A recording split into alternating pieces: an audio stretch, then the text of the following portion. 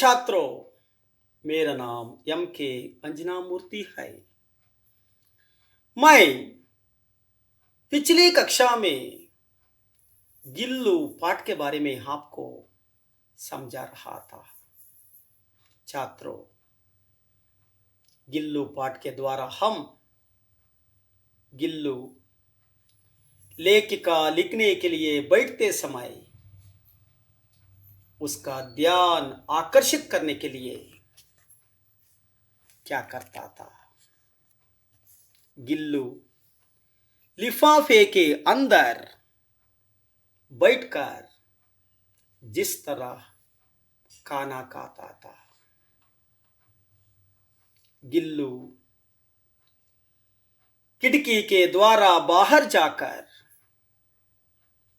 अन्य गिलहरियों के साथ जिस तरह खेलता था, गिल्लू लेखिका के साथ बैठकर लेखिका की थाली में किस तरह खाना खाता था।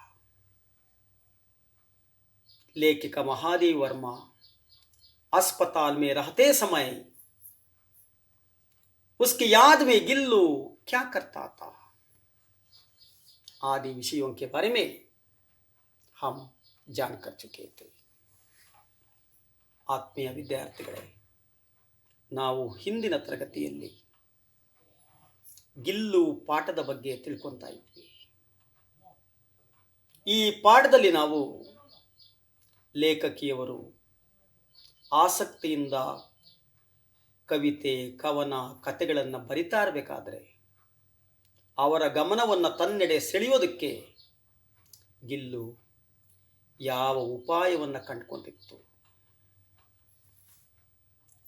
ಗಿಲ್ಲು ಲಕೋಟೆಯ ಒಳಗಡೆ ಕೂತ್ಕೊಂಡು ಆ ಅದ್ಭುತವಾದ ಸ್ಥಿತಿಯಲ್ಲೂ ಸಹ ಯಾವ ರೀತಿ ಊಟ ಮಾಡ್ತಾ ಇತ್ತು. ಗಿಲ್ಲು ಕಿಟಕಿಯ ಮೂಲಕ ಹೊರಗಡೆ ಹೋಗಿ ಬೇರೆ ಅಳಿಲುಗಳ ಜೊತೆಯಲ್ಲಿ ಆ ಅಳಿಲುಗಳಿಗೆ ನಾಯಕನಾಗಿ ಯಾವ ರೀತಿ ಆಟ ಆಡ್ತಾ ಇತ್ತು. ಗಿಲ್ಲು ಲೇಖಕಿಯವರನ್ನ ಗಾಬರಿ ಪಡಿಸೋದಕ್ಕೆ ಏನು ಮಾಡ್ತಾ ಇತ್ತು. ಗಿಲ್ಲು ಲೇಖಕಿಯವರ ಜೊತೆಯಲ್ಲಿ ಕೂತ್ಕೊಂಡು ಲೇಖಕಿಯವರ ತಟ್ಟೆಯಲ್ಲಿ ಯಾವ ರೀತಿ ಊಟ ಮಾಡ್ತಾ ಇತ್ತು ಮುಂತಾದ ವಿಷಯಗಳ ಬಗ್ಗೆ ನಾವು ತಿಳ್ಕೊಂಡಿದ್ವಿ. छात्रों, जब लेखिका खाने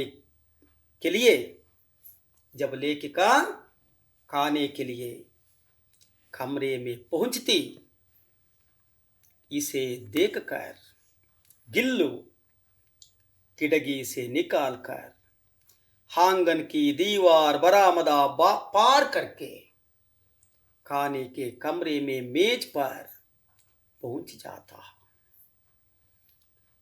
और लेखिका बड़ी मुश्किल से उसे थाली के पास बैठना सिखाया था. और गिल्लू लेखिका की थाली में एक एक चावल उठाकर बड़ी सफाई से खाता था. काजू लेखिका के प्रिय खाद्य था. कुछ समय काजू नहीं मिलता था. ऐसे समय में लेखिका और उसके घर वाले